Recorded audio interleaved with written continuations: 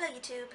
Okay, so this is hopefully going to be a very quick video because I'm actually right in the middle of con prep right now, but doing the prep for the show kind of gave me this good idea for a video, so I wanted to see if I could just get it done really quickly. Yeah, so today I'm going to be talking about how to take on-the-spot commissions at conventions. I know this is something that a lot of people are interested in doing, but it's also a little bit intimidating, and it's something I don't do at every show, but I have done quite a few times before. So I wanted to share a few of my tips for having done it successfully and unsuccessfully at shows in the past, and hopefully give you some ideas of what to do and what to avoid. Yeah, so I'm just going to get started with my first tip. Okay, so tip number one is actually something I kind of learned through experience, which is consider offering limited options for people to buy. When I first started offering commissions at shows, I would basically put out a sign that offered absolutely everything I was able to draw. So I'd do different prices for my two different styles. So I've got a more like serious, semi-realistic anime style, and then a more like chibi, cutesy, cartoony style. And then I'd offer headshots and full bodies and half bodies and pencils and inking. And I basically had this huge long list. And variety can be really good if you're dealing with people who know exactly what they want to buy and are looking for exactly that. But a lot of the time, the people at conventions who are interested in commissions are kind of doing it as an impulse purchase, or maybe it's their first time buying art, like original custom art. And that huge list can be really intimidating. So I found I actually got a lot more commissions at shows when I switched to offering just a few limited options. And what I'll do is I'll actually tailor the options I'm offering to the show itself. So when I'm doing a show that's more kid-friendly or with a lot of family audience, I'll usually offer my chibi style. And that's something like this. Hopefully that shows up okay. And I'll just offer this and only this, just one option. Then, for example, this weekend I'm doing a show that focuses on tabletop games, so I'm offering a more full body style and a more, I guess, mature, like, more serious style, I guess. Because they're going to be more interested in getting pictures of characters from their games or characters from their stories, and this style is going to lend itself more to doing that, whereas my chibi style lends itself really well to doing little on-the-spot portraits of people or fan characters and that kind of stuff. So yeah, limit your options and tailor your limited options to the show that you're going to. Okay, tip number two is probably fairly obvious, but practice the style you plan to draw beforehand. This is especially important if you're someone like me, and I'm primarily a digital artist, so if I don't get back into practice with pencils or pens, and I'm planning to ink stuff, then it's a huge learning curve right at the start of the convention to kind of get a new feel for that medium. Practicing right before the show is also a great way to make sure you've got up-to-date samples of your work, so you can show people the most recent things you've drawn that are going to be the most accurate to what sort of things they're going to expect to get from you. So definitely practice beforehand in the styles you're offering. You can double up that practice as the samples you're offering at the show, but get that practice out of the way before you get to the table. Okay, tip number three is something I have seen other artists forget, and I'm really grateful I haven't yet, but it's certainly something I could have stumbled upon when I was getting started, and that's get contact information. Get contact information from every person who gets a commission from you, and make sure they have your contact information as well. So make sure they get your business card, or they take a photo on their phone of your booth, ideally with like your website or your email in it, or just give them a piece of paper with your email. Make sure that the two of you can communicate if for one reason or another someone can't get back to the table, because that will happen.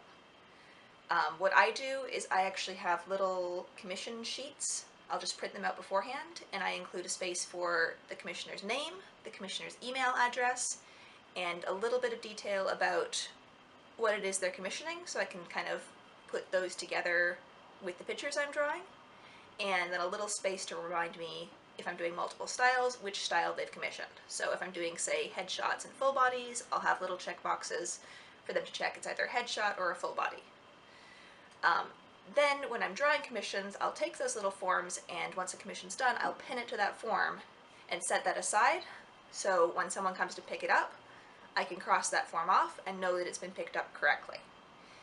If someone isn't able to make it back to the convention, to my table, for example, I don't know, maybe they have some sort of emergency, they have to leave the show, or maybe they just kind of forget that they have a commission and they end up leaving, or any other sort of scenario, then I've got their contact information and I can get in touch with them by email and arrange to either scan the picture that I've drawn for them and just send it to them by email, or maybe arrange for sending it to them via postage, maybe for an additional fee if I need to. Likewise, if I make sure that they have my contact information, then if for some reason I get confused at my table and don't get their picture done or somehow lose track of their commission, then they can get in touch with me and I can make sure that they're getting the work they've paid for, as opposed to spending the next few months feeling really frustrated and telling all their friends that I didn't draw for them when they paid me.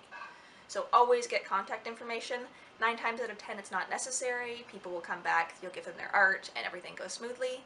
But that 1 time out of 10 that someone or something gets lost, you'll be very grateful you have it.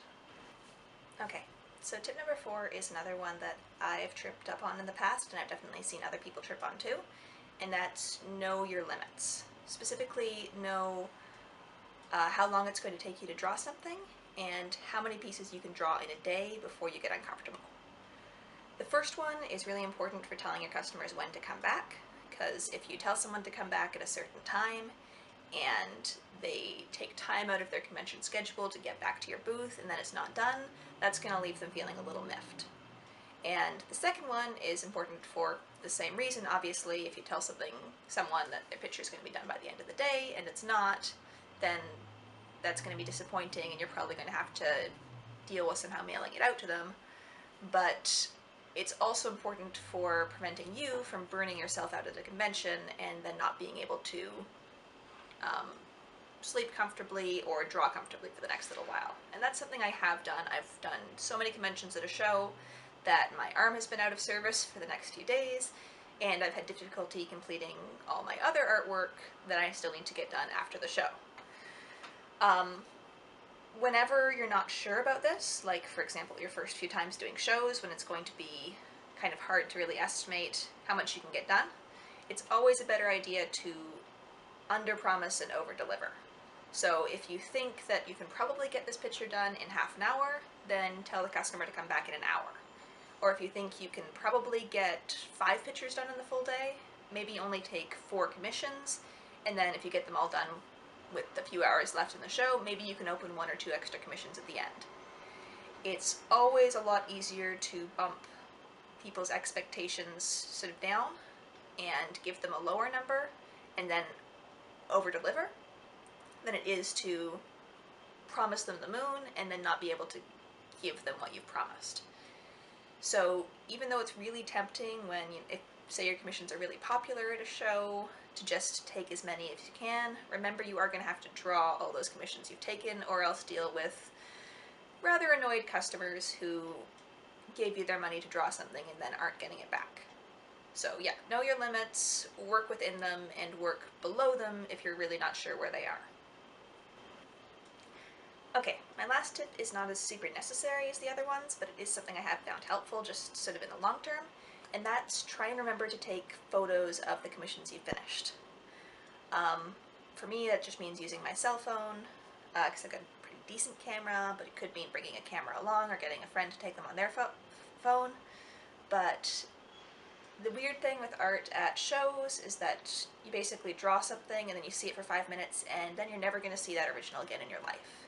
And if you're really happy with what you drew and you want to be able to show it off to either your followers online or even potential future clients, it's really helpful to take a photo at the show so you're going to have it on hand for later.